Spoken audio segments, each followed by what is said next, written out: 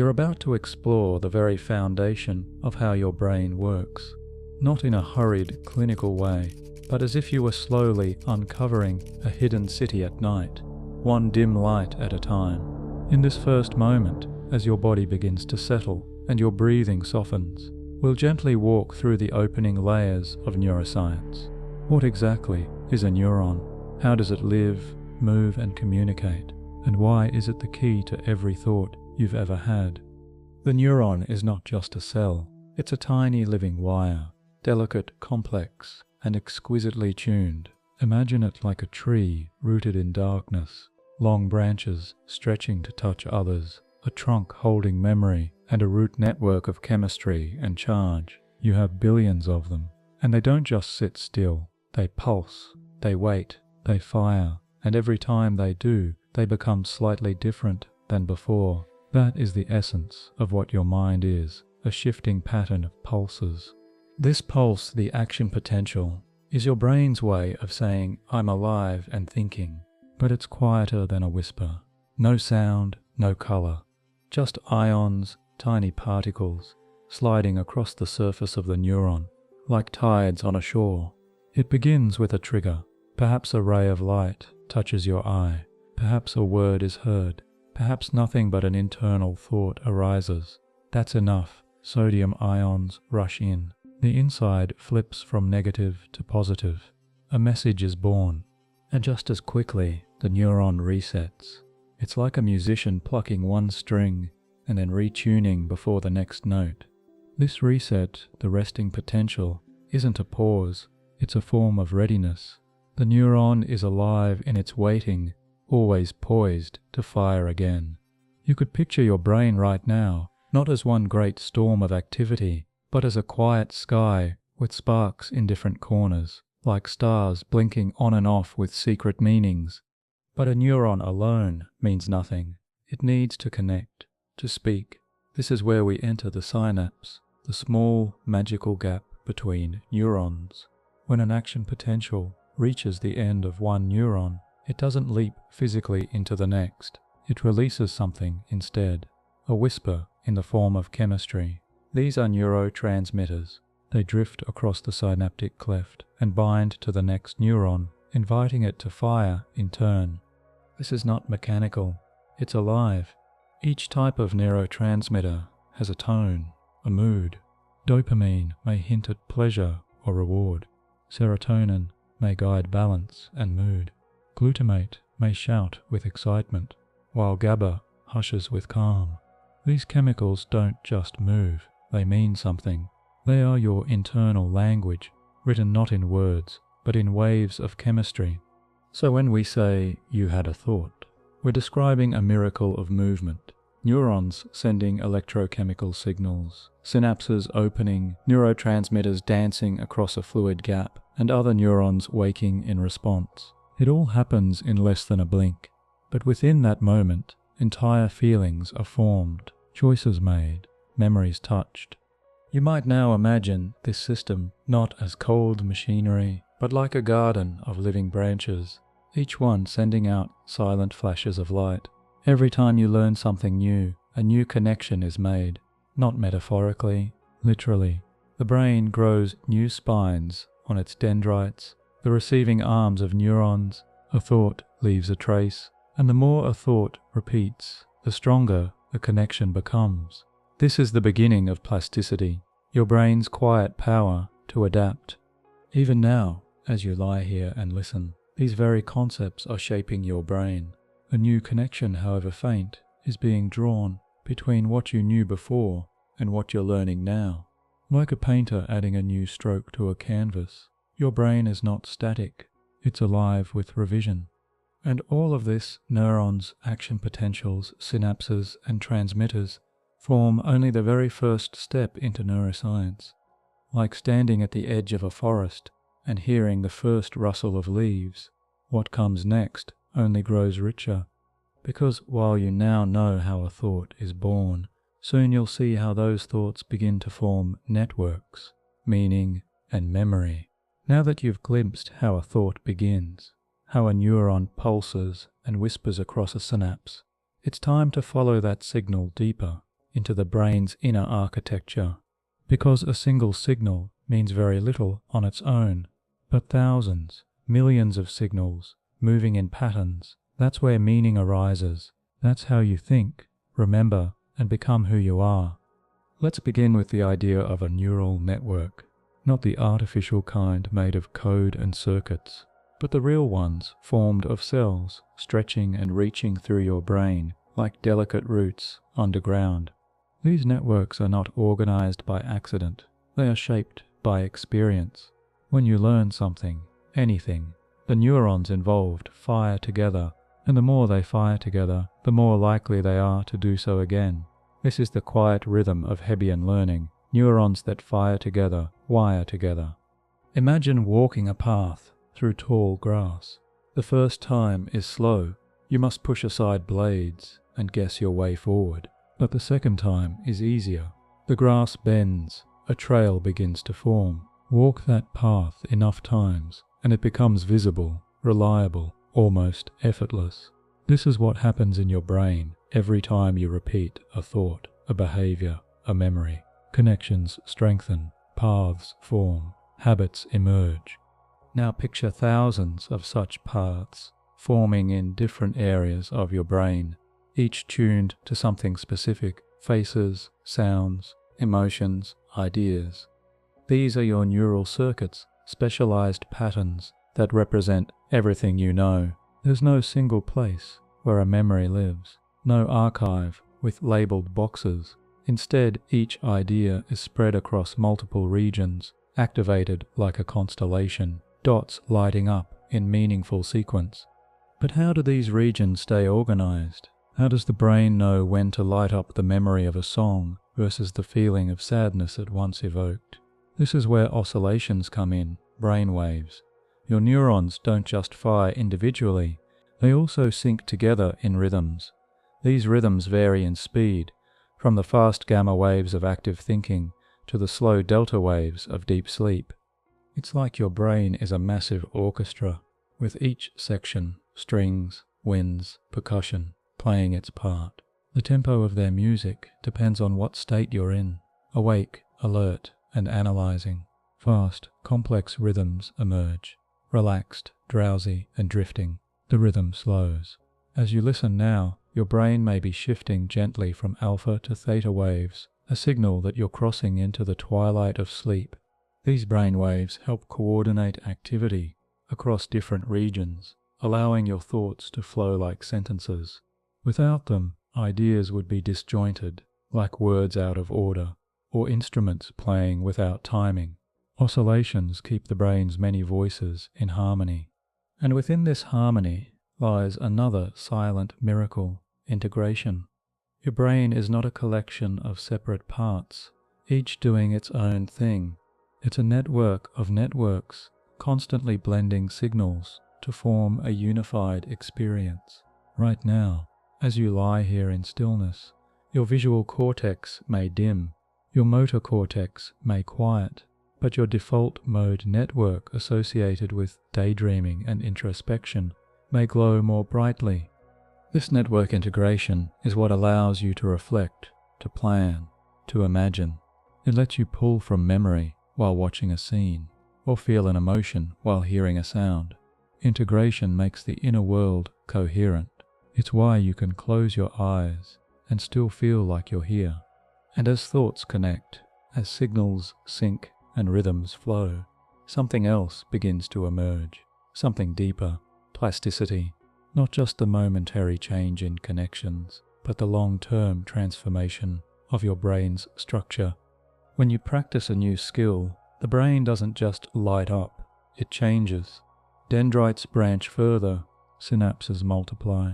In some cases, entirely new neurons are born. It's like tending a garden. The more you engage, the more you prune and grow. Your brain refines itself, not by effort alone, but by exposure, repetition, and rest. Yes, rest. Sleep is not a pause in this growth. It is part of it. During sleep, especially deep sleep, your brain replays patterns of activity from the day. It sorts, filters, and decides what to keep. What you're doing now, drifting into that state, may be the most important part of learning itself. Because the truth is, your brain never stops building.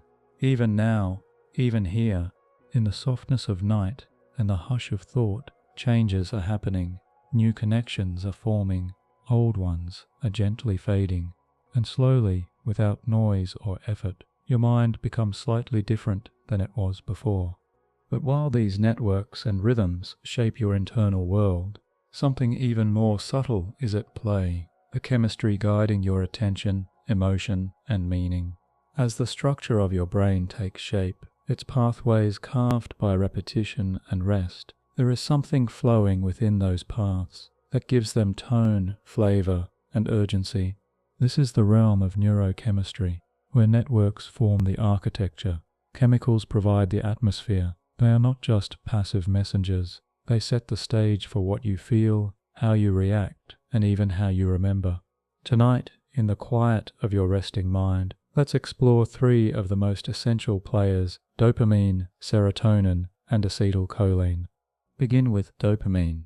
Often misunderstood as the pleasure chemical, dopamine is more like your brain's compass of motivation. It signals importance. When you anticipate a reward, dopamine levels rise, preparing your body to act. But the reward itself is not what drives this signal, it's the expectation. This is why dopamine spikes before you open a present, not after. It creates a sense of pursuit, of wanting. Imagine it like a spotlight moving through a dark room, highlighting what matters most. It says, pay attention to this. It could change everything. This mechanism is fundamental for learning. When dopamine marks a moment as meaningful, the brain tags it for memory. That's why the first kiss, the close call, or the sudden insight tend to stay with you. They were chemically framed as important. But dopamine also has its shadows. Too much chasing, too much reward, and the system can become desensitized. The spotlight becomes less precise. You need more stimulation to feel the same push. This is the whisper of addiction, not just to substances, but to habits, attention, or validation. It's a system designed for survival, repurposed by modern life into endless scrolling and fleeting highs. Now turn to serotonin, a different kind of messenger, where dopamine energizes, serotonin stabilizes. It's like a gentle anchor in turbulent waters. This chemical is deeply involved in mood regulation, appetite, sleep, and even social behavior. When serotonin flows, the world feels manageable, your thoughts slow, worry loosens its grip. You feel without rushing to interpret. If dopamine is the spotlight, serotonin is the glow of a balanced room. It doesn't demand attention, it invites calm. This is why many treatments for depression aim to increase serotonin activity, not to create euphoria, but to restore emotional steadiness. Serotonin's influence extends to your sense of self. It modulates how you perceive control, connection, and confidence. It's not happiness in a pill, it's the background tone that allows happiness to arise. Too low, and the world feels grey. Too high, and the system may feel numb. Like all things in the brain, balance is key. The third player tonight is acetylcholine, a quiet master of attention. It sharpens the mind, enhancing focus and learning. While dopamine says this is important, acetylcholine helps you absorb the detail. It acts like a magnifying lens, fine-tuning perception. When you study, when you notice a subtle sound, when you remember a face in a crowd, that's acetylcholine at work.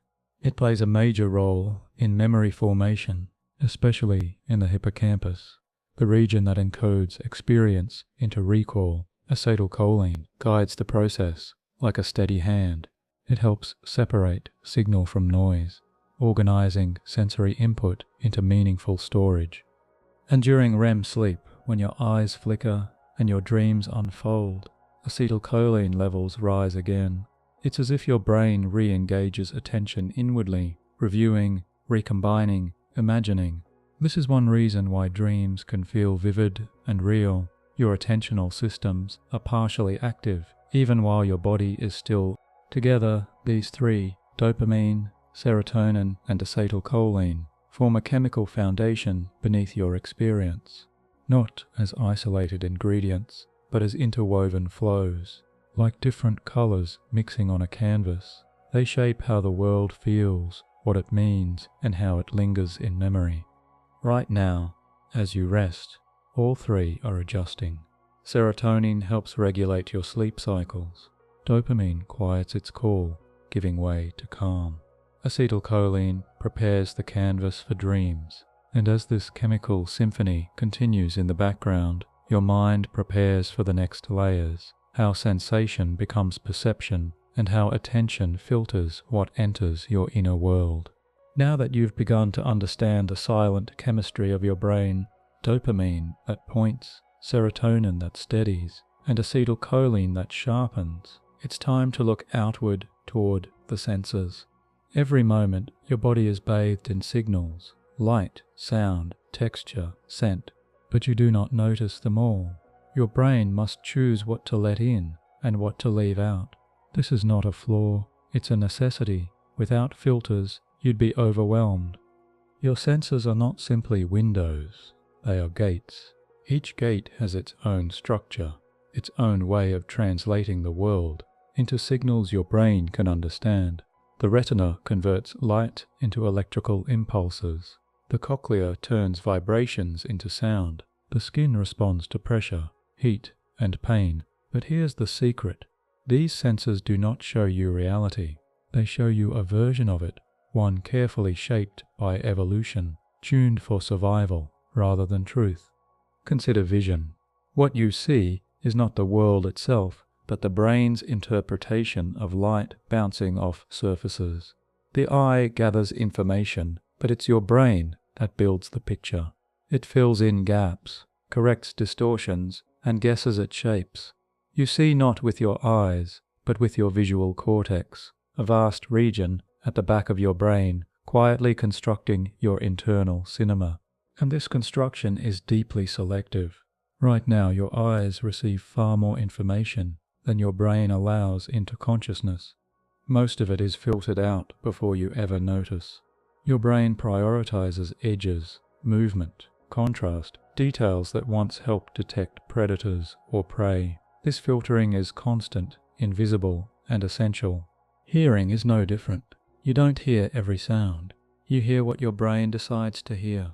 In a noisy room, you can still focus on one voice. That's not your ears doing the work. It's your auditory cortex, using attention like a beam of light. This effect, known as the cocktail party phenomenon, shows how your perception is guided not just by input, but by intention. Now think about touch. Your skin contains a mosaic of senses. Some respond to gentle pressure, others to heat or pain. But the experience of touch is not merely physical, it's emotional. A warm hand can feel safe, a cold surface, distant.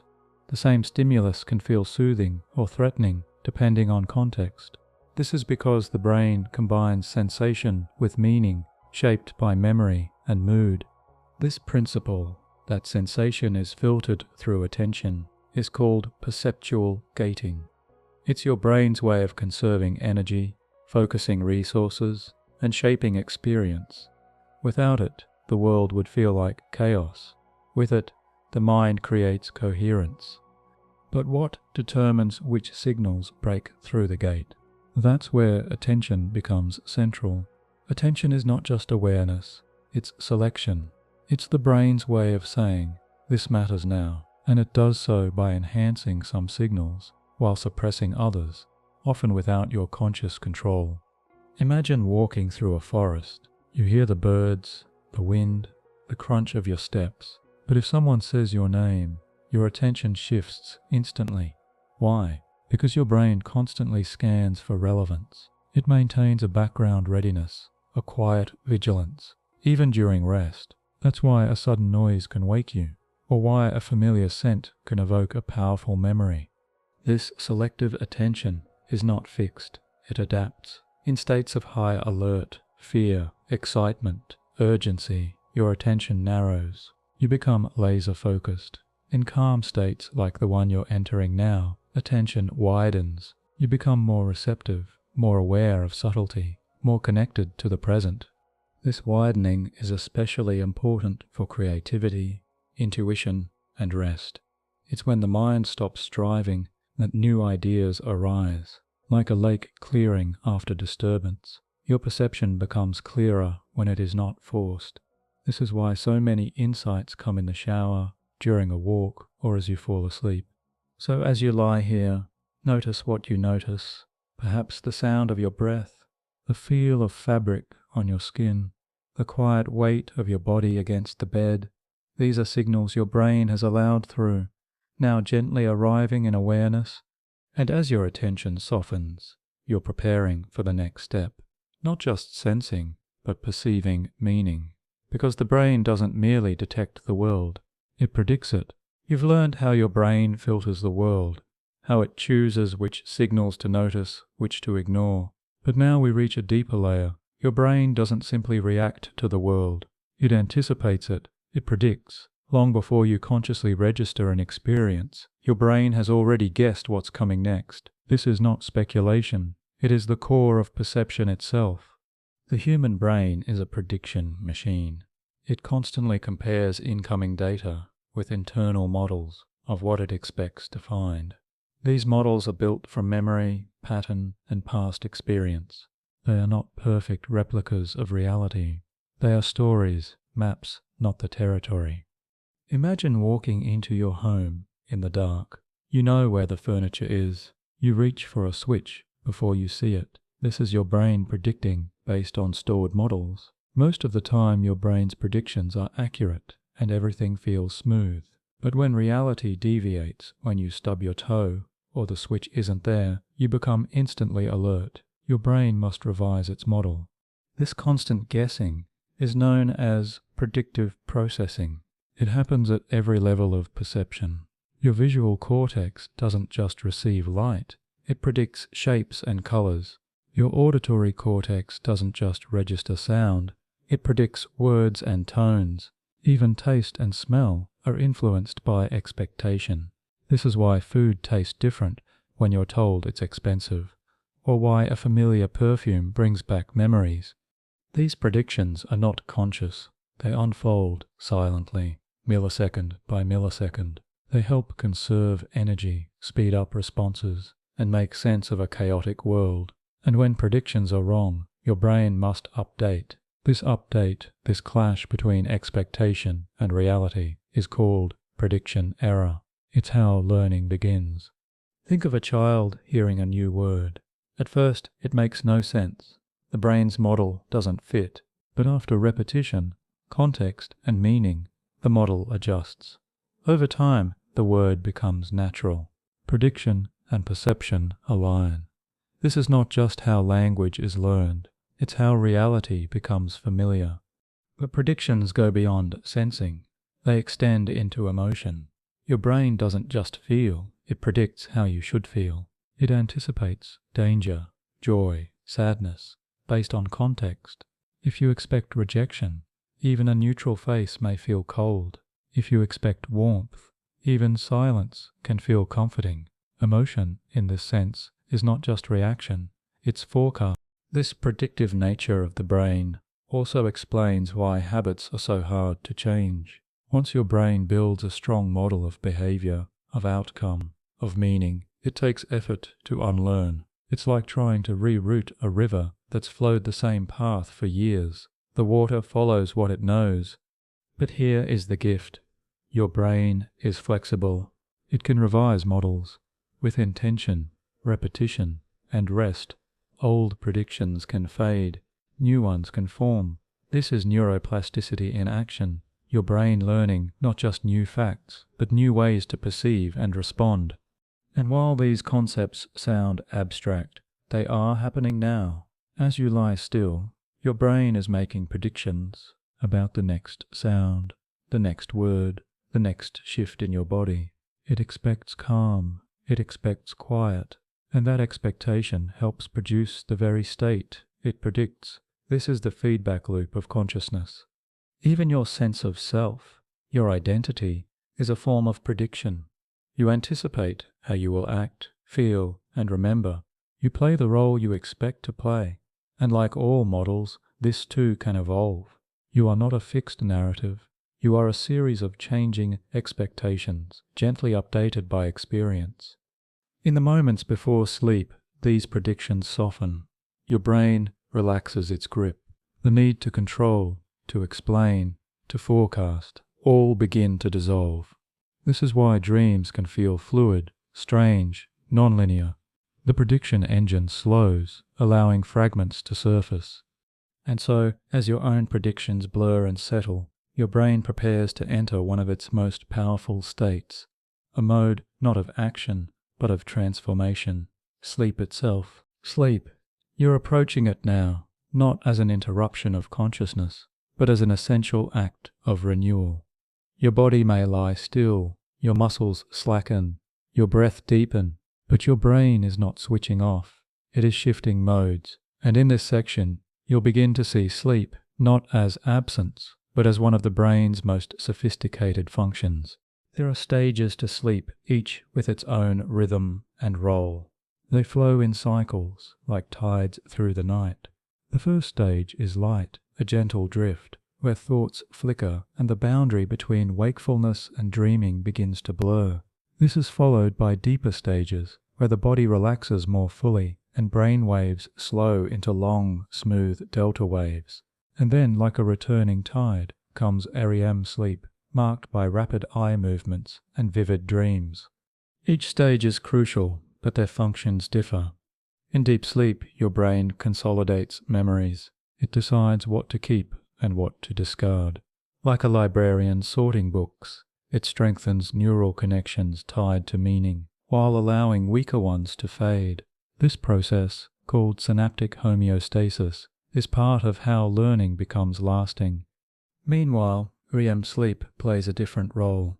It reactivates patterns from the day scenes, emotions, voices, but recombines them in strange and novel ways. It is believed that REM supports creativity, emotional regulation, and insight. It's as if the brain, free from external input, begins to experiment with its own contents. But even more remarkably, during both deep and REM sleep, the brain performs a kind of housekeeping. It flushes out metabolic waste byproducts of energy use that accumulate during wakefulness. This clearance is handled by the glymphatic system, a network that swells at night, allowing cerebrospinal fluid to wash through the brain like a tide. It's cleansing, literally, and it happens only while you sleep. So while the body rests, the brain is restoring, reorganizing, and purifying itself. This is not passive, it's deeply active. Your mind is working without your awareness, integrating experiences, refreshing focus, and preserving balance. But how does the brain know when to sleep? That's where two systems interact, the circadian rhythm and the sleep homeostat. The circadian rhythm is like a 24-hour clock, tied to light and darkness. It's regulated by the suprachiasmatic nucleus, a tiny region in the hypothalamus that responds to light signals from your eyes. When it's dark, melatonin is released, nudging the body toward rest. When it's light, alertness rises. This rhythm affects not just sleep, but mood, hormone levels, digestion, almost every system. The second force, the sleep homeostat, tracks how long you've been awake. The longer you stay conscious, the more adenosine builds up in your brain. This chemical creates pressure, a mounting sense of sleepiness. When you finally rest, adenosine levels drop. Caffeine works in part by blocking adenosine's effects, tricking the brain into feeling more awake than it truly is. These two systems, rhythm and pressure, combine to shape your sleep-wake cycle. They are delicate, easily influenced by light, activity, and stress. That's why habits matter. Consistency helps. So does dim light in the evening and stillness before bed. Right now, your own rhythms are shifting. Melatonin may already be flowing. Adenosine has done its work, and your brain is ready to enter the night's deeper currents. Sleep also serves a social and emotional purpose. In dreams, you rehearse conflict and connection. You simulate threats, imagine conversations, relive experiences, Some researchers suggest that this process helps reduce emotional reactivity, like draining the charge from intense memories. Others believe that dreams offer a safe space to explore alternatives, solve problems, or process grief. Whatever the full truth, what matters is this: sleep is not the absence of consciousness. It is a different mode of consciousness, one with its own logic, its own insight, its own rhythm. And so, as your breath slows and your limbs grow heavier, know that your mind is not fading, it is shifting. It is entering a space where thoughts take new forms, where meaning is reorganized, and where your brain prepares not just to rest, but to evolve. Because while sleep soothes the surface, something deeper is awakening, your memory. As you continue to drift gently into rest, your brain is beginning one of its most vital nocturnal tasks, memory consolidation.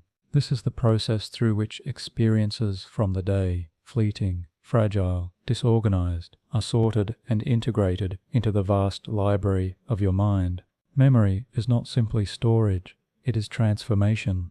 It's how fleeting sensations become stable knowledge, how moments become meaning. During sleep, your brain replays patterns of neural activity experienced while awake. This replay doesn't occur randomly. It often mirrors the sequence in which events happened, like pressing rewind on your mental day. This happens especially in the hippocampus, a seahorse-shaped structure deep in the brain. The hippocampus acts like a temporary holding zone. It captures the rough draft of your day's experiences, but that draft isn't kept in isolation. It's handed off to the cortex, where memories are polished, categorized, and woven into existing knowledge. Picture your brain like a vast library at night. The hippocampus is the inbox, filled with scribbled notes and new chapters. While you sleep, unseen librarians work quietly to refile each page.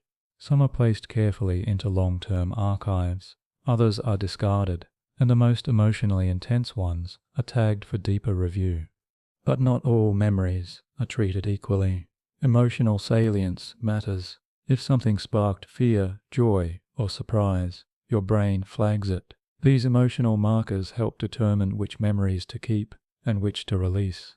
That's why ordinary days often blur, while charged moments stay sharp. Emotion binds memory. Even in the quietest sleep, your amygdala, the brain's emotional alarm system, interacts with memory centers. It helps prioritize. This process is part of how we learn what to avoid, what to seek, what to trust. Over time, this shapes your internal map of the world. Yet memory isn't a single process. There are different kinds. Episodic memory, for personal experiences. Semantic memory, for facts and concepts. Procedural memory, for skills like riding a bike or playing piano. These types rely on different circuits.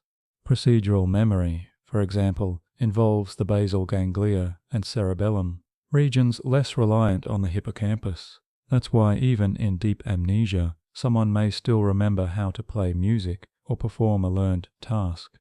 Sleep enhances all of these forms in different ways. Deep sleep supports declarative memory, facts and events. REM sleep boosts procedural memory and emotional resolution. It's as if each sleep stage has its own focus, its own area of expertise. And importantly, this process is active. The brain doesn't just save memories, it reshapes them. When a memory is reactivated during sleep, it can be modified. Details shift, emotions soften, connections form between new and old knowledge. This is known as memory reconsolidation. Think of your memories not as files, but as living stories, retold each time they're remembered. The more they're recalled, the more they change. Sleep plays a central role in this retelling, ensuring that your internal narrative evolves as you do. And here's a quieter truth. Forgetting is just as important as remembering. Your brain must prune irrelevant details to stay efficient. This is why most of your day is forgotten. Only what's meaningful or repeated is kept.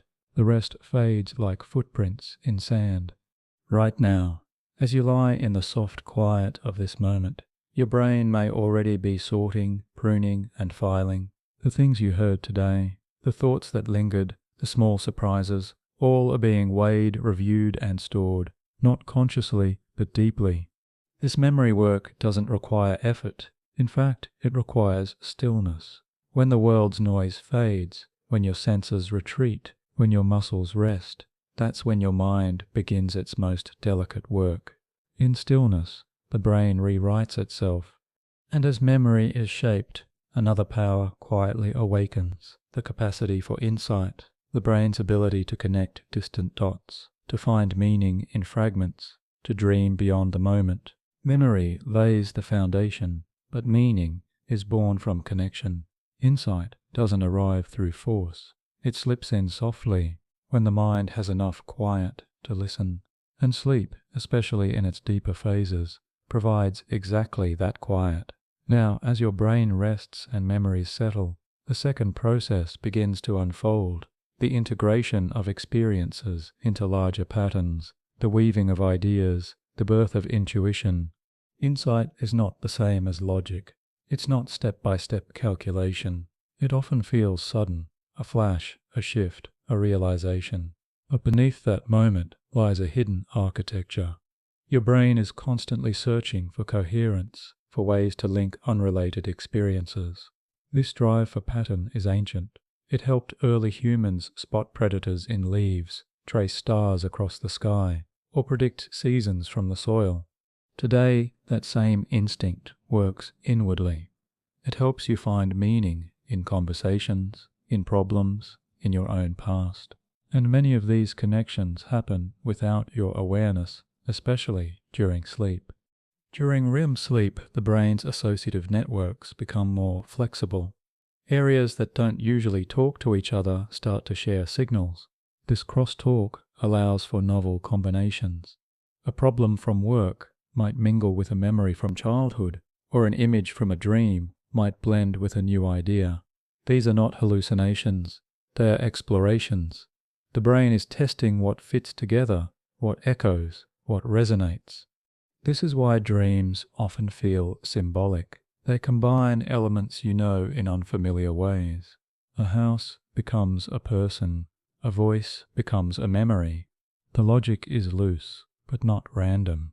It reflects the brain's attempt to integrate emotional and cognitive material. And sometimes this integration produces clarity, the kind that arrives the next morning, as if from nowhere. You wake up knowing what to say, or feeling differently, or with a new sense of direction. This is insight, not as revelation, but as gentle alignment, pieces falling into place. The mechanism behind this lies in the brain's default mode network, a set of regions that activates when you are not focused outward, when your mind drifts, reflects, imagines. This network is especially active during restful states, daydreaming, meditation, and yes, sleep. It is your introspective engine, stitching meaning into your sense of self. But insight is not always conscious. It can take the form of mood, a lightness, a release, a subtle change in emotional texture. You may not remember the dream, but you wake feeling different. That's the emotional residue of mental integration. This is also how learning becomes wisdom, not through accumulation, but through consolidation. When ideas are no longer isolated, but linked, when knowledge becomes understanding, and your brain with its billions of neurons and trillions of connections is perfectly built for this task. Even now, as you relax, this process continues. You don't need to direct it. You don't need to know the logic. Your brain knows.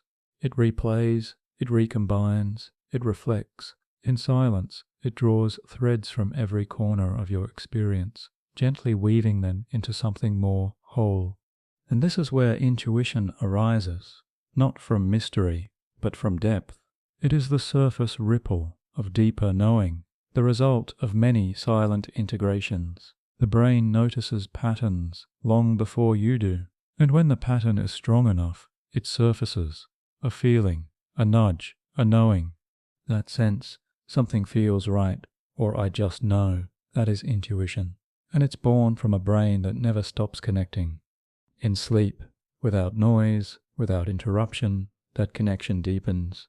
You are not just resting, you are becoming more coherent, more aligned, more able to feel what is true, even before you can explain it. And as intuition deepens, the brain prepares another gift, not just new meaning, but new perception, the way it shapes time and your sense of its flow.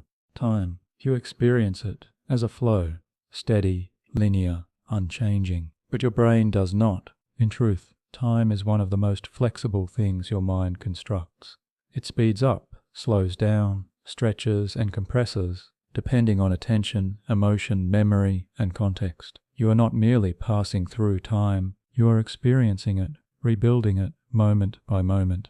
This is why an hour can feel like a blink during conversation, but like eternity in boredom. It's why childhood summers felt endless, and why adult years seem to vanish. The brain doesn't measure time like a clock.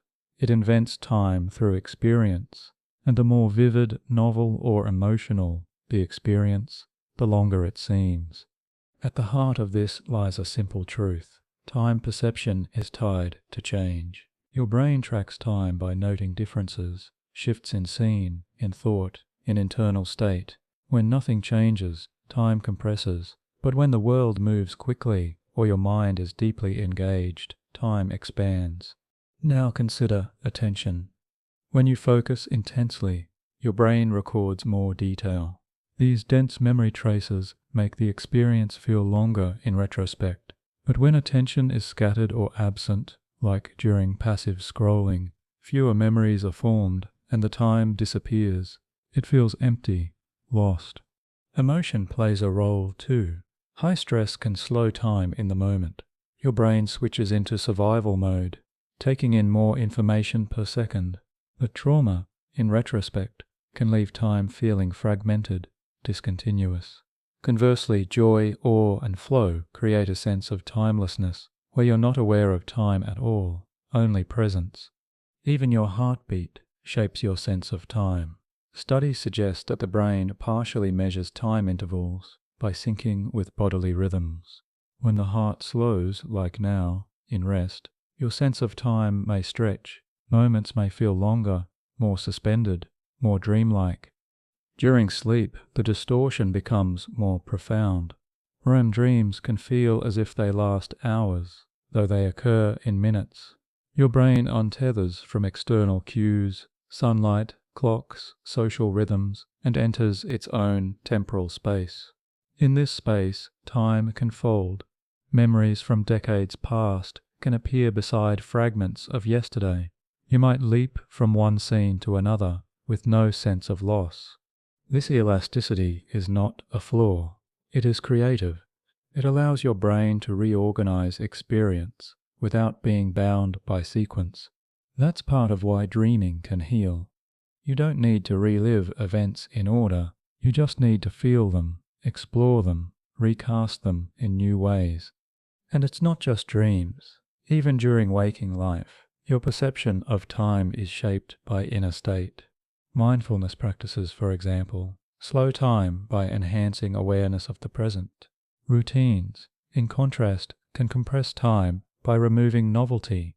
That's why new experiences, travel, learning, change, make time feel richer.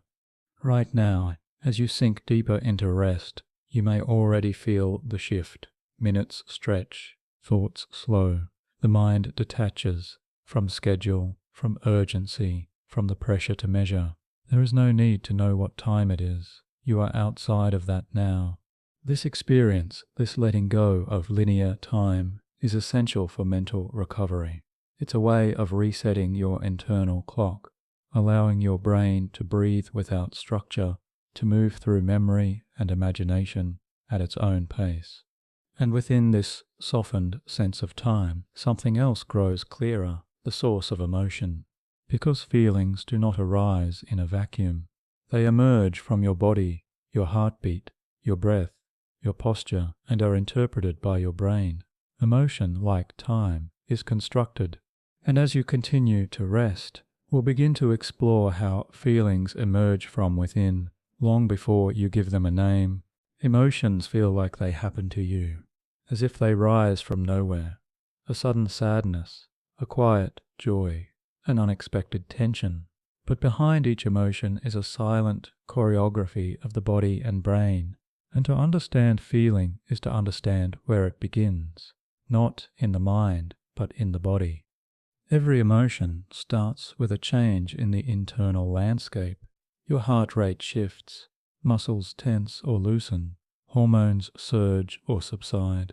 These changes are detected by the brain through a process called interoception, the ability to sense the internal state of your body. Imagine your brain as the conductor of a quiet orchestra within. It listens to the tempo of your heart, the volume of your breath, the pressure in your chest. These signals form a pattern. When that pattern matches something you felt before, danger, excitement, loss, your brain assigns it a name. That name is the emotion, but the feeling came first. This is why you can feel anxious without knowing why, or peaceful without a reason. The body senses before the mind interprets. Emotions are predictions, just like perceptions. Your brain guesses what you're feeling based on bodily cues, context, and memory. It's a story your mind tells to make sense of the moment. Consider fear. It begins with arousal. The body braces, pupils dilate, blood rushes to the limbs. The amygdala, a small almond-shaped structure deep in your brain, detects the pattern. It compares it to past experiences. If the match is close enough, fear is triggered, even if there is no real threat. Joy, too, is physical. Muscles in the face lift, the breath opens, energy moves upward through the body. The brain receives this pattern and labels it as happiness. But again, the sensation comes first. The meaning is constructed afterward. Emotions are not fixed packages. They are fluid constructions shaped by language, culture, and expectation. One person's excitement may be another's anxiety. One culture may encourage sorrow to be quiet, while another makes it loud. The physiology may be similar, but the interpretation differs. And in the brain, emotions are not stored in one place. They are distributed across networks. The limbic system, amygdala, hippocampus, hypothalamus plays a key role, but so does the insula, which monitors internal signals, and the prefrontal cortex, which helps regulate and reframe them. When you reflect on a feeling or calm yourself, or decide not to act on anger, you are using higher brain regions to modulate the emotional core. This is not suppression, it's transformation. Emotions are meant to be felt, not feared. They are messages, but they are also malleable. Sleep affects this process deeply. During sleep, especially REM, the brain reactivates emotional memories, but in a safer, quieter context. The amygdala fires, but the body remains still. This allows you to revisit painful or intense experiences without reactivating their full charge.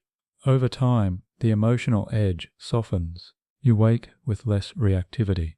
This emotional processing is one reason sleep is so restorative. It's not just physical recovery, it's psychological renewal. A night of deep rest can make the world feel less heavy, not because the world changed, but because your interpretation did. Right now, your body may be sending signals of safety, slow breath, relaxed muscles, a sense of weight. Your brain receives these signals and predicts calm. That calm becomes your emotional state. You are not manufacturing peace, you are allowing it.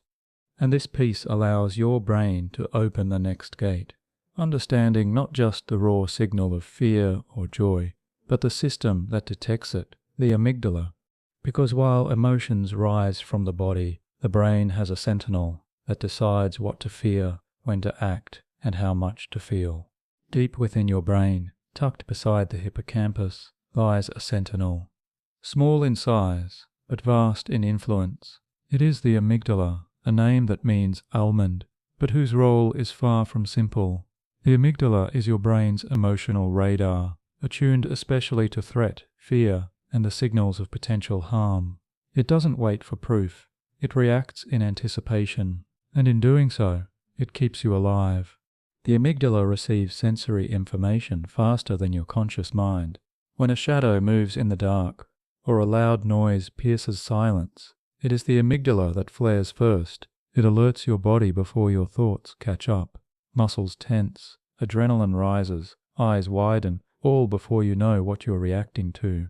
This speed is not a flaw, it's evolutionary design. Imagine living in the wild. A delay in fear could mean danger. So the amygdala errs on the side of caution. It assumes the worst, then waits for the rest of the brain to confirm or override. If the prefrontal cortex steps in and says, "It's just the wind," the body calms. But that initial flare, that jolt of alertness, that's the amygdala at work.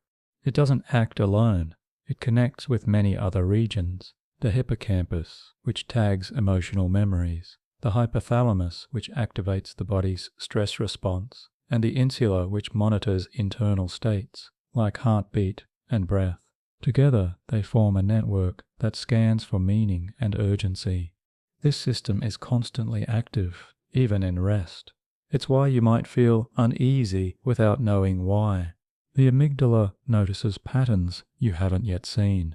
A certain look, a posture, a silence. It pieces together emotional context faster than logic can. And over time, this reactivity becomes shaped by experience.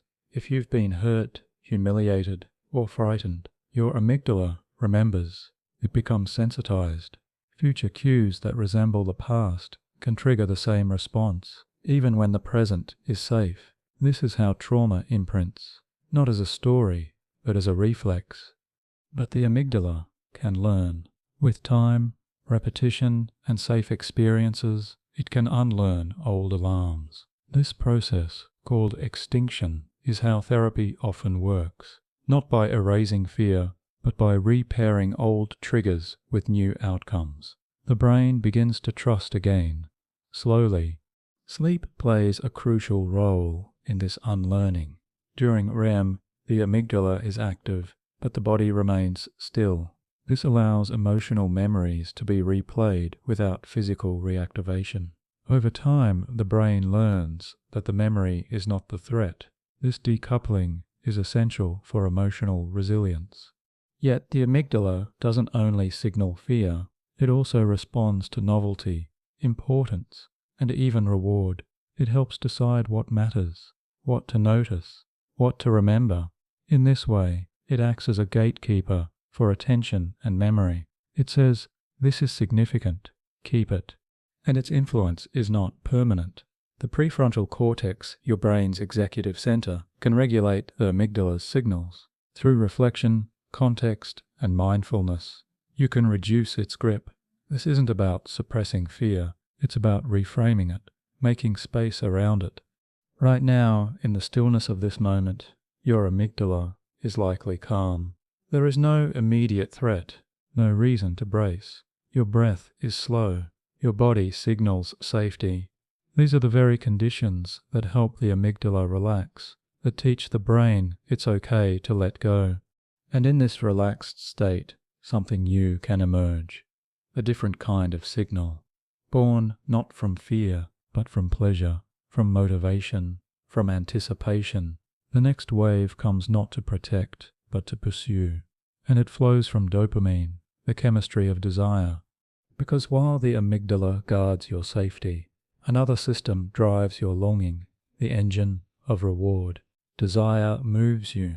It shapes your attention, your choices, your dreams, and beneath that longing lies a signal, subtle, powerful, and ancient. It is dopamine, a molecule often called the reward chemical, though its true role is more precise. Dopamine marks importance. It tells your brain, this matters, pursue it. Dopamine doesn't deliver pleasure directly. It anticipates it. It rises in expectation before the reward, not during. When you crave a taste, chase a goal, or feel drawn towards something unknown, dopamine is quietly guiding the way. It prepares your mind and body to act. energizing your focus and motivation.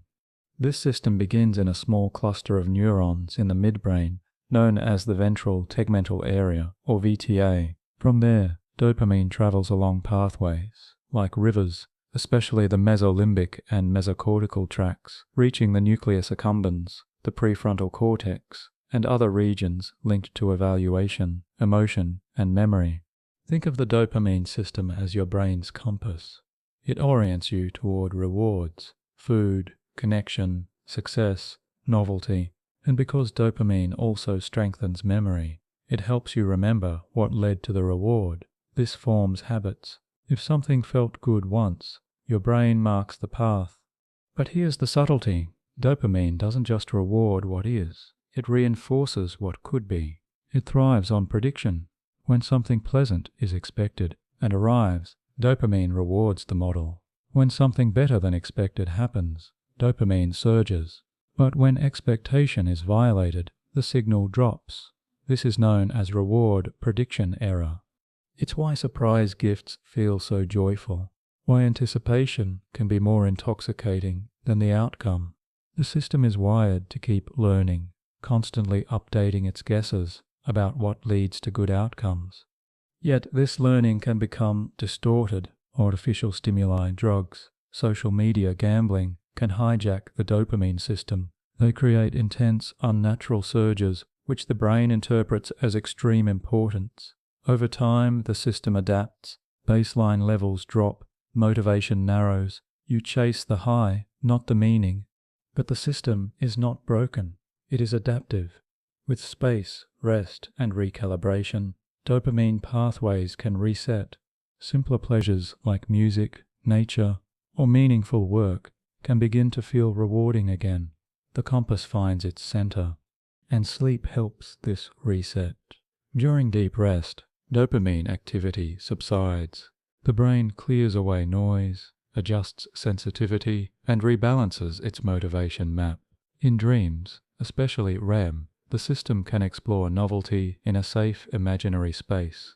This supports creative problem-solving, curiosity, and emotional renewal. Dopamine doesn't act alone. It partners with other systems. The prefrontal cortex helps weigh long-term outcomes.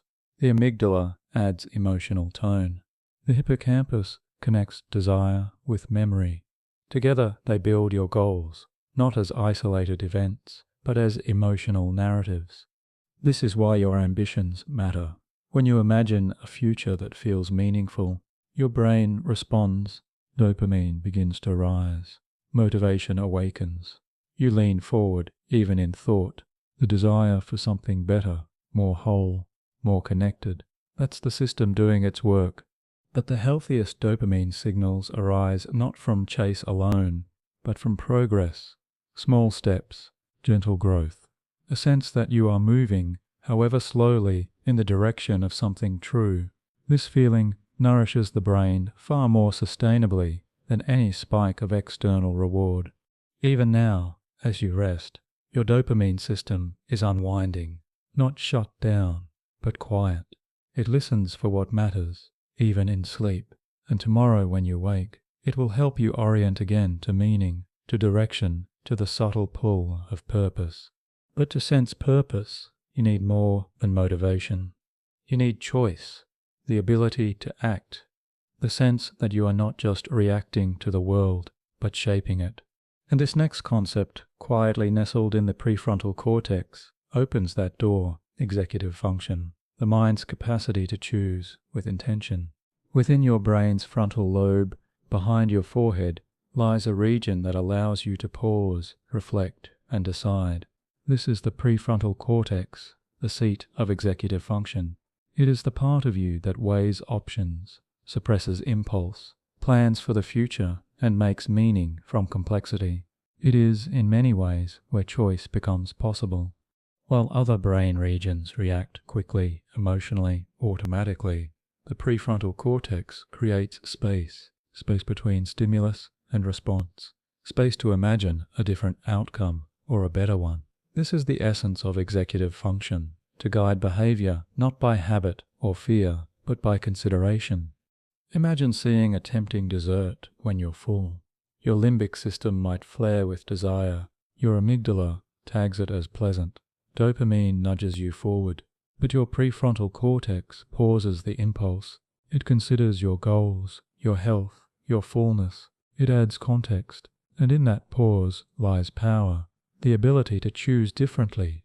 Executive function is not one skill, but a set of related abilities.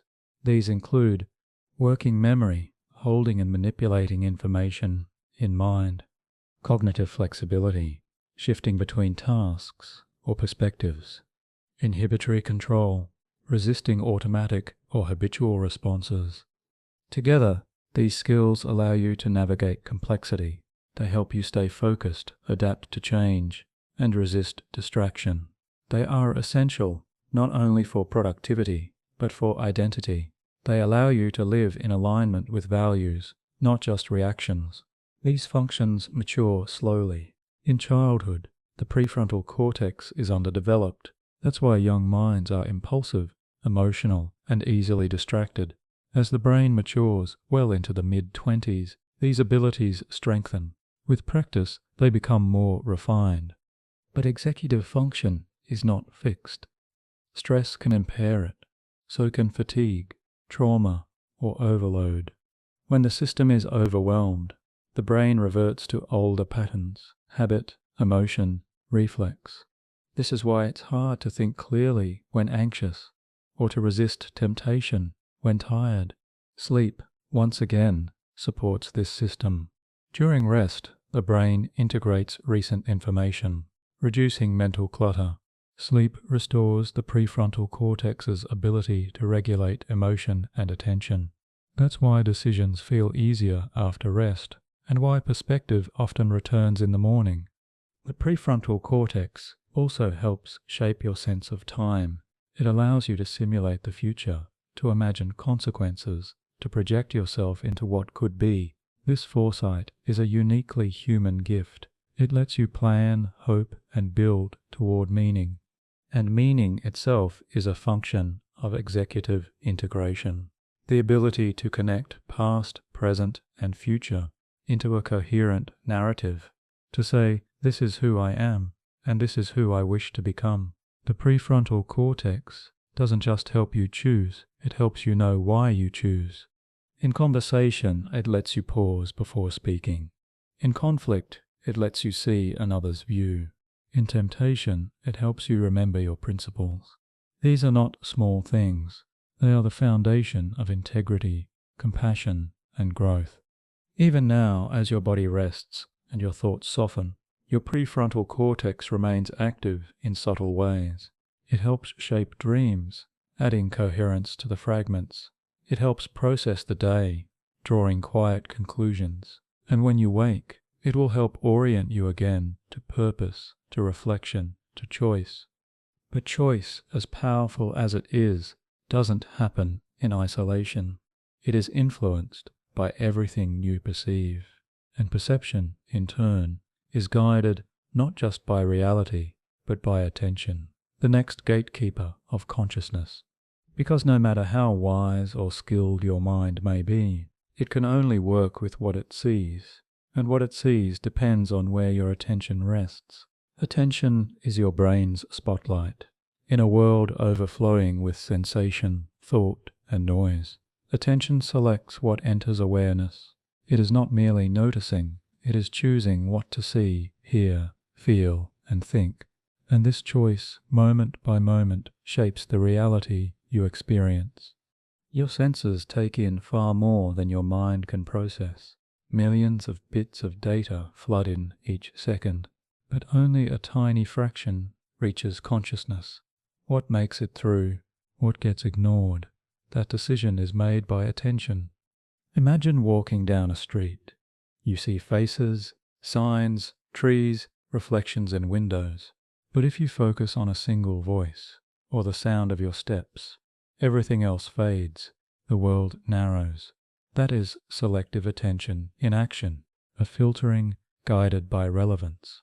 This filtering is not passive, it's deeply active, driven by a network in the brain called the frontoparietal attention system. This network includes the prefrontal cortex, which sets goals, and the parietal lobe, which shifts focus. Together, they help your mind choose where to look, externally and internally. There are two main forms of attention. Top-down attention, which is deliberate. You decide to read, to listen, to reflect. Bottom-up attention, which is reactive. A flash, a sound, a sudden thought captures your focus without your choosing. Both forms serve a purpose. Top-down allows you to sustain attention, to resist distraction, to follow through. Bottom-up helps you notice danger, novelty, or opportunity. The balance between them is delicate and can be trained. Mindfulness is one way to strengthen top-down control. By noticing when your attention wanders and gently returning it, you strengthen the circuits of focus.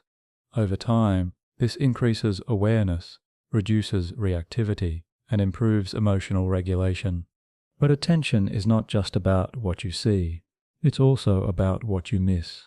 Inattentional blindness is a phenomenon where you fail to notice something in plain sight because your attention is elsewhere. This happens every day. Missing a friend in a crowd, forgetting a detail in a conversation. Your mind sees only what it attends to. This selective view of the world also shapes your beliefs. If your attention is habitually drawn to threat, you may perceive the world as dangerous. If it seeks beauty, you may find calm more easily. Your habits of attention, over time, become your emotional climate. Even memory is affected. You remember what you paid attention to. Moments that were vivid, charged, or deeply noticed are encoded. The rest fades. This is why attention is often called the currency of memory. You pay with focus and receive remembrance. Sleep plays a quiet role here, too. During rest, your brain reprocesses what you attended to during the day. If you focus deeply on something meaningful, your brain strengthens those connections. If you skimmed or scattered your focus, less is retained. And even dreams are shaped by attention. Certain themes, faces, or feelings appear because they held your focus while awake. The brain continues the thread, exploring it further, reweaving it into new contexts. Right now, your attention may be turning inward, not by effort, but by softening. The external world dims, and the internal space grows wider. This is a different kind of attention, open, receptive, fluid. It is the attention of rest, of reflection, of dreaming, and it prepares the way for something deeper still, the sense of self. Because what you attend to, what you hold in awareness, becomes part of who you believe you are. The next concept flows gently from this one. If attention selects the content of consciousness, then identity is shaped by what stays in the light, by what your mind returns to, again and again. Who are you, really? It feels like a simple question, but beneath the surface lies a profound complexity. The self, the sense of I, is not a fixed structure in the brain. It is a construction, a constantly updated narrative, shaped by memory, attention, emotion, and social reflection. You feel like a continuous person, stretching back through time, but this continuity is a story your brain tells, moment by moment. It stitches together memories, thoughts, goals, and sensations into a coherent experience of identity. This process is so seamless that you rarely notice it happening, but it is a dynamic act, not a static fact. At the center of this construction is the default mode network, or DMN, a group of brain regions that becomes active when you're not focused on the external world.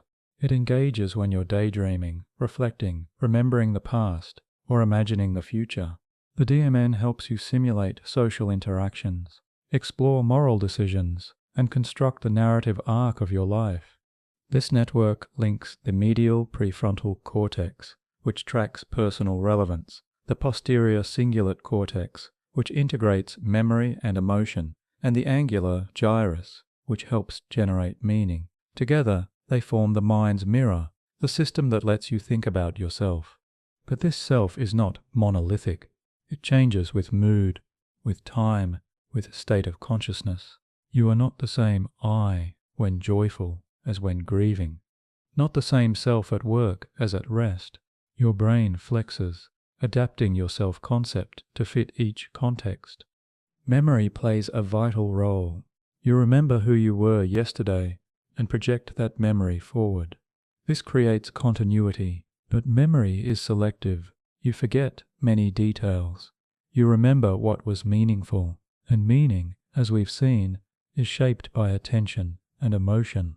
This is why identity can shift after trauma, loss, or growth. When your memory of yourself changes, your narrative changes. When your goals shift, so does your sense of direction. You remain the same, and yet you evolve. The brain allows for both. Your sense of self is also deeply social. From infancy, your brain develops by mirroring others. You learn who you are through interaction, reflection, and relationship. This continues throughout life. The way others treat you, the roles you play, the feedback you receive, all shape your inner identity. Even your inner voice, the stream of thoughts running through your mind, reflects early interactions. It is often the internalization of caregivers, teachers, or peers. Over time, you can change this voice. You can make it kinder, wiser, more aligned with who you choose to be. This is neuroplasticity in action. Right now, in the quiet of rest, the self begins to soften. The default mode network is still active, but without external demands. It turns inward.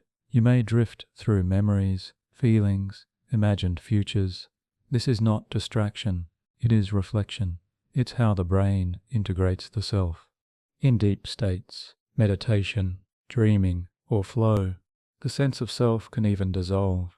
You may feel merged with the moment, or as if watching from a distance. These states can be disorienting, but also healing. They remind you that the self is not a prison. It is a process, and it can change. This flexibility is a gift. It means that identity is not destiny, that healing is possible, that you can rewrite the story you tell yourself, not through fantasy, but through awareness, repetition, and rest. And as your sense of self rests tonight, something deeper becomes possible. Not just awareness of who you are, but awareness that you are aware. The next layer of consciousness, the mind that watches the mind. Awareness. It is the quiet observer behind your thoughts, the presence that notices without effort. Unlike memory, attention, or emotion, which come and go, awareness itself feels stable, constant, like a silent backdrop. It doesn't strive, it doesn't cling, it simply notices, and in doing so, it reveals a new dimension of the mind. This level of consciousness, often called metacognition, is your ability to know that you know, to think about thinking, to watch the flow of thoughts without being swept away by them. It is the difference between being angry and realizing I am feeling anger. That distance, that reflection, is the birth of clarity. Metacognition emerges from a refined network that includes the prefrontal cortex, the anterior cingulate cortex, which monitors conflict, and the insula, which tracks internal states. These regions form a loop that constantly checks, evaluates, and monitors your mental landscape. This loop doesn't interrupt. It enhances awareness, helping you detect when you're distracted, when your thoughts drift, or when your reactions are not aligned with your values. Think of it as a mirror in the mind. Most thoughts arise and vanish without scrutiny, but when metacognition is present, you begin to see those thoughts more clearly, like clouds drifting across a quiet sky. You realize they are not you, they are events in the mind. And this simple realization creates space. This space is powerful. In it, you can respond rather than react, reflect rather than resist. It allows you to witness your thoughts, your identity, even your suffering, from a wider vantage point. And often that vantage point brings relief, because when you can see the mind as a process, its storms lose some of their power. This reflective awareness is also what makes learning deeper. When you observe your own learning, track your mistakes, and assess your understanding, you grow more quickly. This is why metacognition is linked not just to insight, but to wisdom. Even during sleep, this self-awareness can emerge. In lucid dreams, the dreamer becomes aware they are dreaming. They remain inside the dream, but gain the ability to reflect, to choose, to observe. These rare states remind us that awareness is not tied to waking life. It is more fundamental. Practices like mindfulness and meditation cultivate this layer of consciousness, not by adding anything, but by subtracting distraction, by noticing what's already here. With time, this awareness becomes more stable. It weaves into your day, not just during stillness, but in the midst of life's motion. Right now, as you lie still and breathe, you may sense this awareness, not as a thought, but as a presence, the sense that something is noticing the quiet, that even in this gentle drift toward sleep, something remains alert, yet calm.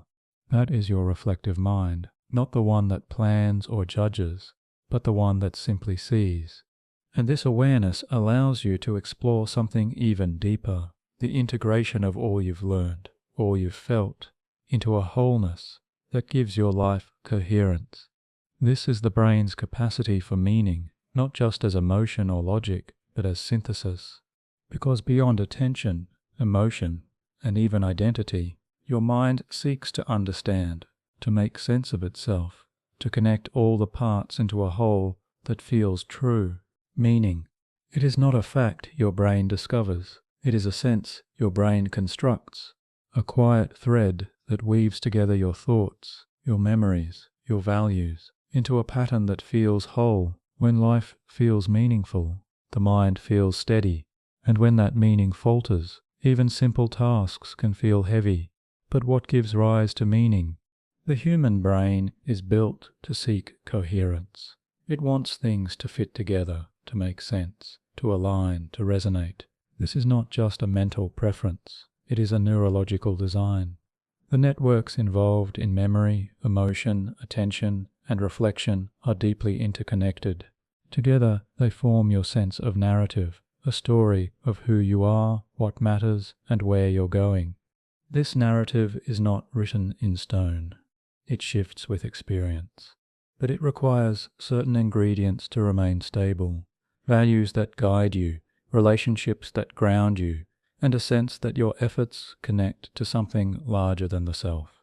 At the biological level, meaning arises when diverse systems in the brain begin to align. The default mode network integrates past and future. The limbic system adds emotional tone. The prefrontal cortex evaluates consistency and truth. When these systems converge on a pattern, your brain recognizes it. The result is a quiet sense of "this matters."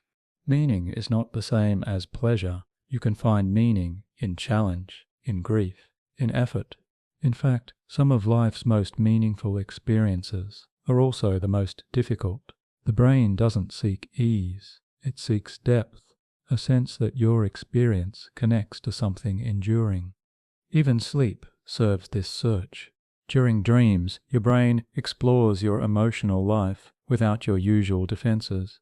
It replays scenes, reshapes conflicts, rehearses outcomes.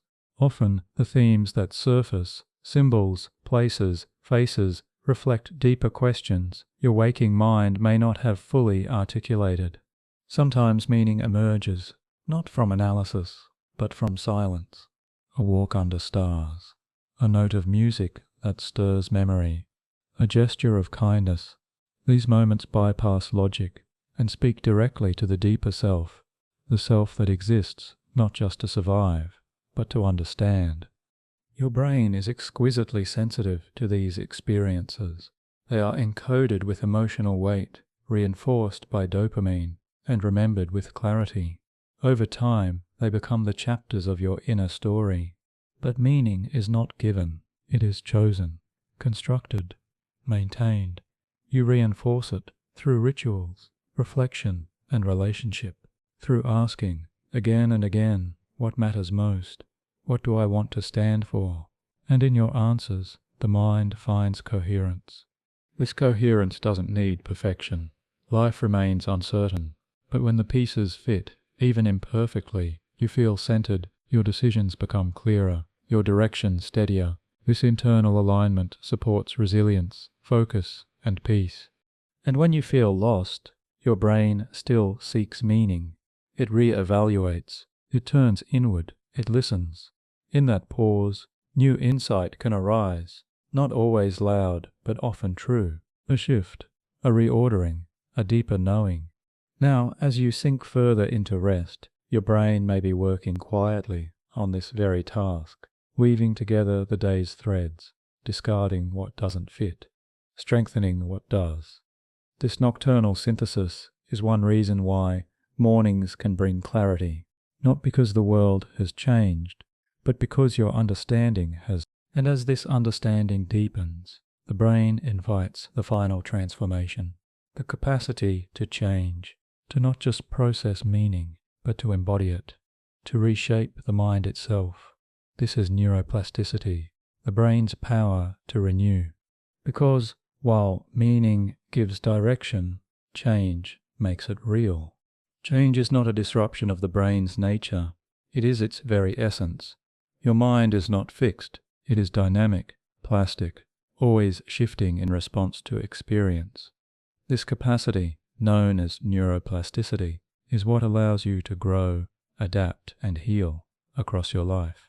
Every thought you think, every action you repeat, every emotion you feel, these leave traces in your brain, tiny adjustments in the strength of connections between neurons, new synapses forming, old ones fading. It is as though your mind were a river, reshaping its course with every drop that flows. Neuroplasticity works through a simple principle. What fires together, wires together. When two neurons activate at the same time, their connection strengthens. If the pattern is repeated, the bond becomes more efficient, more automatic. This is how habits form, skills develop, and behaviors change. But plasticity is not only about growth. It is also about pruning. The brain removes unused connections, clearing away clutter so new learning can flourish. This balance of forming and forgetting is how the brain stays efficient, agile, alive. In childhood, plasticity is high. The brain is in a state of open learning, rapidly adapting to its environment. But even in adulthood, plasticity remains, especially when combined with attention, emotion, and novelty. When you care deeply, when something matters, when you pay close attention, that is when your brain reshapes most effectively. Sleep plays a central role in this reshaping. During deep rest, the brain consolidates new pathways, strengthens what was learned, and trims away the irrelevant. Without sleep, learning is shallow. With sleep, it becomes deep and lasting. Plasticity also allows for recovery. After injury, the brain can reroute functions through new pathways. In therapy, patterns of anxiety or depression can be unlearned and new responses practiced. This is not metaphor, it is biology. The brain is always changing. Mindfulness and reflection enhance plasticity. When you observe your own mind without judgment, you create conditions for rewiring. You interrupt automatic patterns. You create space for new choices. Over time, that space becomes strength. But the process is gradual. Change happens not through force, but through repetition. Like a trail through a forest, new neural paths deepen with use. The first steps may feel awkward, but over time, they become the way. This is why small habits matter, not because they are dramatic, but because they are consistent. Every time you choose calm over reaction, presence over distraction, kindness over habit, you shift the brain's wiring. You become more of who you hope to be. And even in rest, the seeds of change are planted. During sleep, the brain replays what mattered. It strengthens what was used. It prepares for what comes next. You may feel still, but your brain is becoming. Neuroplasticity also underlies emotional transformation. when you revisit a memory with compassion, when you feel a difficult emotion without fleeing, when you choose a new response, you change the emotional map of your brain. New associations form. Old triggers lose their charge. The future opens. This is the promise of plasticity, that the past need not define the future, that you can learn, unlearn, and relearn, not just in thought, but in feeling, in habit, in being. And this power to change is guided not just by your will, but by your focus. Where attention goes, plasticity follows. That is why what you notice, what you practice, what you return to, becomes who you are. And this leads us gently to the next layer, the rhythms that guide when and how change unfolds. Because the brain does not change in chaos, it changes in cycles. And at the heart of those cycles is rhythm. Not just the rhythm of sleep, but the oscillations of thought itself. Rhythm, your brain lives by it. Every thought you think, every emotion you feel, rides on waves of electrical activity, oscillations that pulse across your neural networks, like the tides of an unseen sea. These rhythms are not noise. They are structure, timing, the silent cadence that allows the brain's vast complexity to work in harmony. At the foundation of this orchestration are brainwaves, patterns of electrical activity produced by groups of neurons firing in synchrony. These waves are categorized by their frequency, from the slowest, deepest delta waves to the rapid, alert gamma oscillations. Delta waves are the rhythm of deep sleep. Slow and strong, they sweep through the brain in long, unhurried pulses. In this state, the mind turns inward. Conscious thought dissolves. Healing and restoration begin. These waves are associated with physical repair, immune strengthening, and the deep integration of memory. Above them are theta waves, gentle, dreamlike frequencies. These emerge during light sleep, meditation, and deep relaxation. Theta waves support creativity, emotional processing, and the kind of learning that doesn't require effort. This is the rhythm of insight without tension, of openness without force. Alpha waves hum at the edge of wakefulness. They arise when your mind is calm but alert during quiet focus, soft daydreaming, or the gentle drift before sleep. Alpha states are linked to reflection, reduced anxiety, and a kind of mental spaciousness that allows for perspective. Then come beta waves, the rhythm of activity. These dominate during wakefulness, attention, and problem solving. Beta is sharp, quick, precise, but when overactive, it can reflect anxiety, restlessness, or cognitive overload. That's why balance is key. And finally, gamma, the fastest wave. It binds together distant brain regions, supporting complex perception, memory retrieval, and consciousness itself. Gamma is often seen during moments of deep insight or heightened awareness. Though rarer, it represents the brain's ability to unify its many parts. These rhythms do not operate alone. They layer, interact, and shift constantly. They create windows of opportunity, timing when neurons are most likely to fire, when signals are most likely to pass through. This timing is essential. Without rhythm, there is noise. With rhythm, there is thought. Sleep is one of the brain's great rhythmic cycles. Each night you move through stages, light sleep, deep sleep, REM, in repeating loops. Each stage has its own dominant wave, its own function. Together they allow the brain to heal, to remember, and to reset. But rhythm is not limited to sleep. Your brain follows cycles throughout the day. The ultradian rhythms which govern focus, energy, and creativity. Roughly every 90 minutes, your brain moves through peaks and valleys of attention. Knowing this, you can work with your rhythm rather than against it. Even emotions have rhythm. Moods rise and fall. Thoughts repeat in patterns. Relationships follow cycles of closeness and distance. Recognizing these patterns doesn't mean controlling them. It means understanding when to act and when to rest.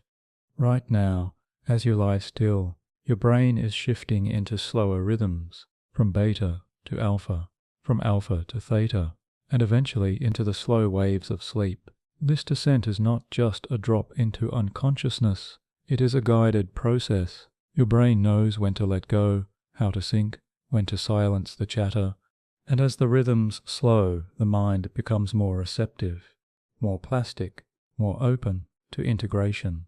This is why rest is not the absence of thought, it is its most fertile ground. Rhythm also underlies coherence, the sense that your mind is working in harmony. When your thoughts align with emotion, when memory flows without resistance, when attention is steady, that is coherence. And coherence begins with rhythm.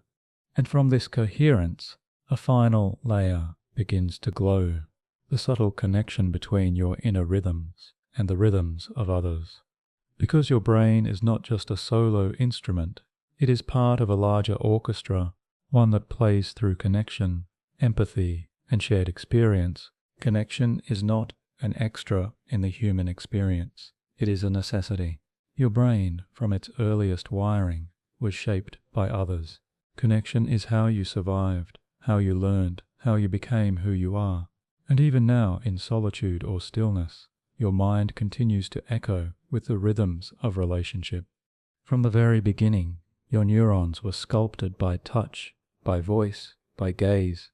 The infant brain develops in response to attunement, when a caregiver mirrors your emotions, soothes your cries, delights in your smile. These moments do not just feel good, they shape synapses, strengthen pathways, and establish the architecture of trust. The brain is built for resonance. When you interact with another person, your nervous systems begin to sync, heart rates align, breath synchronizes, brain waves even begin to harmonize. This phenomenon, known as interpersonal synchrony, is more than metaphor, it is biology. In conversation, your brain tracks not just words, but tone, rhythm, and facial expression. Mirror neurons scattered across motor and sensory regions fire when you see another act or emote. These neurons help you feel what others feel, not by imagination, but by simulation. Empathy is embodied. Oxytocin, the so-called bonding hormone, surges during connection. It softens fear responses, enhances trust, and strengthens memory of social interaction. It plays a role in touch, in love, in social bonding. Even recalling a moment of connection can activate this system, bringing a sense of safety and warmth. But connection is not always safe. The brain is sensitive to rejection, exclusion, and conflict.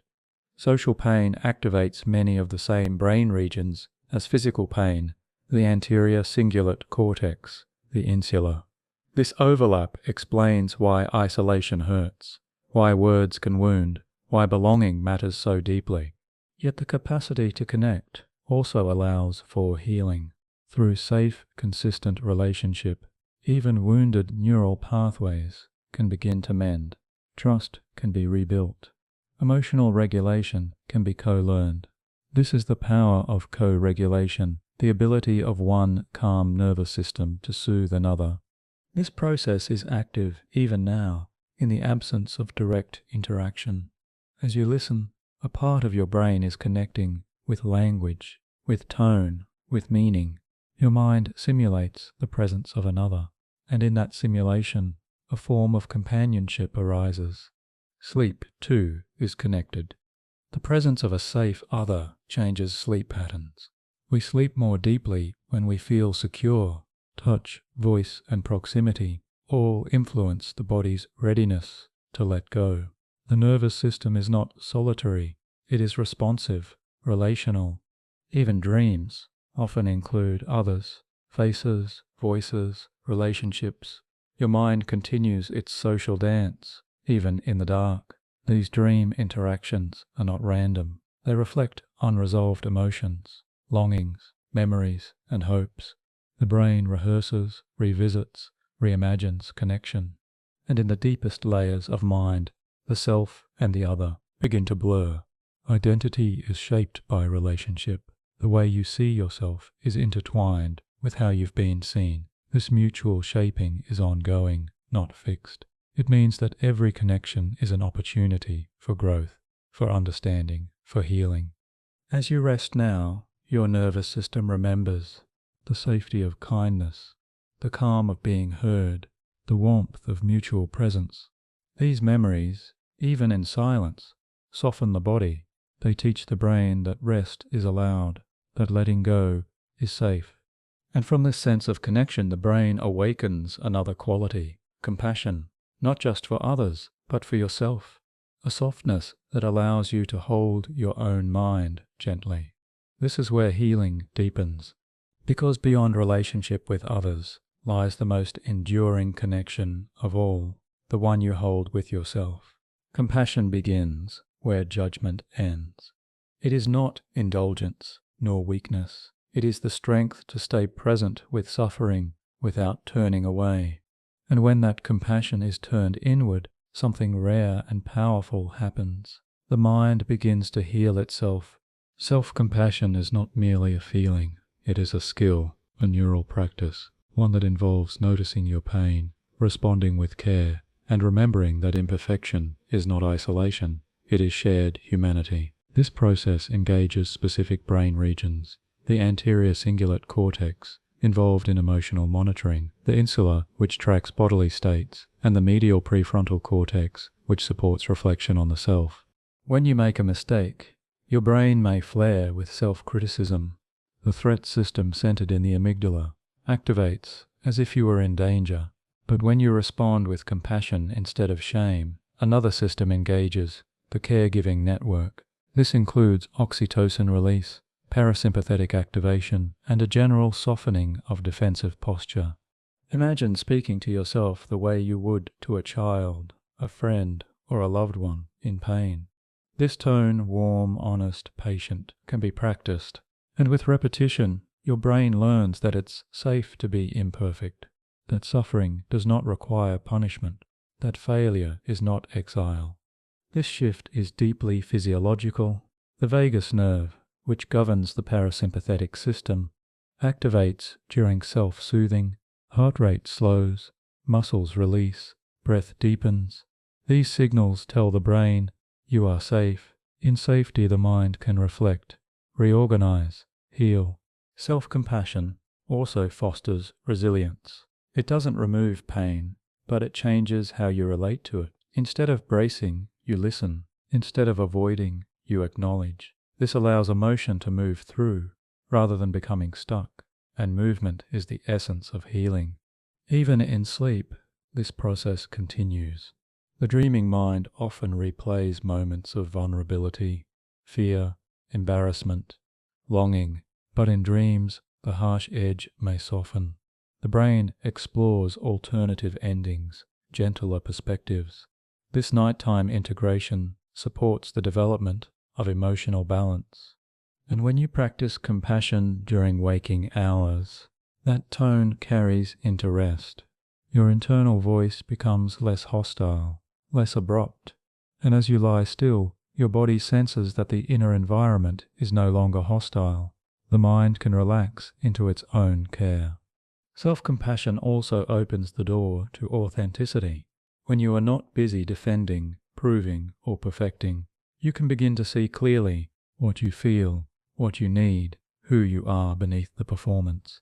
This clarity doesn't come from effort, it comes from softness. It is not passivity, it is an active form of truth-telling, one that says, I can be honest and still be kind. I can change without shame. I can be broken and still be worthy of love. These truths are not just psychological, they are biological. The nervous system changes in response to safety and compassion. Real, felt, repeated compassion is safety made visible. You don't have to earn it. You don't have to explain why you deserve it. The mere fact of being human is enough. This is what the brain slowly learns, when given the chance, that care is not conditional, it is essential. And from this ground of self-kindness, the brain can open further still to mystery, to the deep, quiet wonder of consciousness itself. to the part of you that is not just a mind or a body or a story, but something larger, subtler, and still, because as compassion softens the mind, the next and final concept emerges, the mystery of awareness beyond thought, the open presence of being. This awareness is not new. It has been with you always, in every moment of joy or pain, in every breath taken without notice, in every quiet pause. It has been the silent witness. Unlike attention which shifts or thought which fluctuates, this presence is steady, unmoved, clear.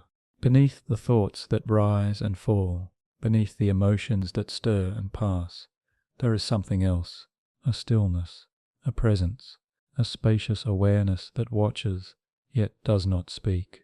It does not judge, or plan, or compare. It simply is. And when all else quiets, you can feel it, not as a thought, but as a gentle noticing, the sense that I am. Some describe it as pure consciousness, others as the observing self. Whatever the name, it is not something you invent, it is something you remember. When distractions fade, when identity softens, when striving pauses, it is what remains. Neuroscience approaches this state with humility. It can trace brain activity, describe networks, measure signals, but the direct experience of awareness, consciousness, without content, is elusive. It is not localized, it is emergent, and yet it is more immediate than any sensation. This is the part of you that doesn't need improvement, that doesn't measure or seek. It simply observes, and in its gaze, even pain softens, even fear loses its grip, not because the problem is solved, but because you no longer are the problem. You are the witness to it. In meditation, this presence becomes more apparent as thoughts slow and the mind ceases its grasping. A deeper clarity emerges. You may still feel, still think, but beneath it all there is space. Spaciousness is the signature of this state, not empty, but vast, quietly alive.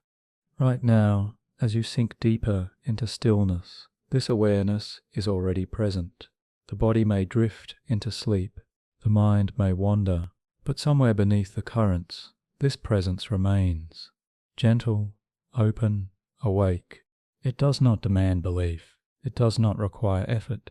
It reveals itself through stillness, through silence, through surrender. This shift brings peace, not the peace of perfect circumstances, but the peace of not resisting, of allowing this moment to be exactly as it is.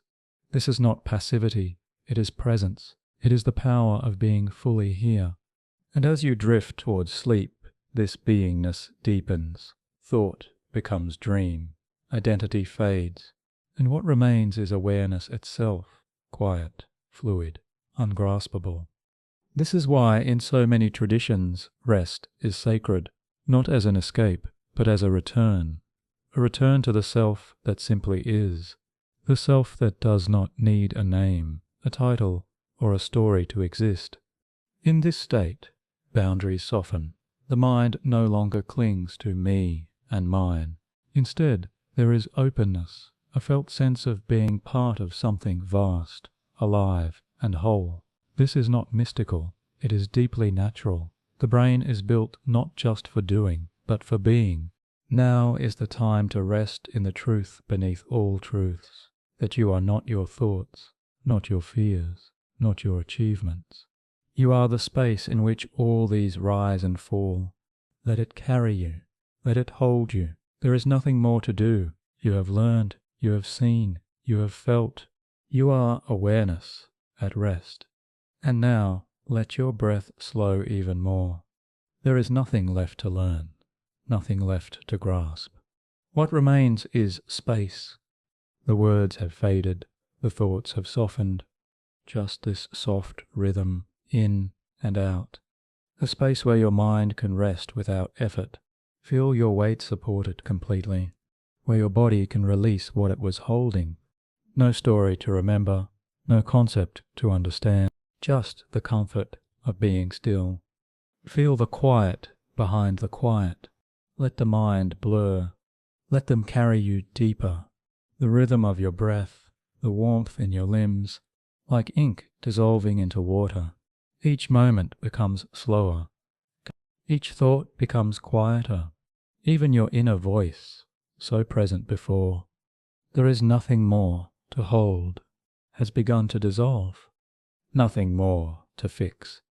Only this soft descent, like falling gently into the arms of the night. A return to balance. It is a return. Sleep is not an absence. To rhythm. Let it take you. To peace. You're ready. You've done enough. Good night, dear mind. Now, let go.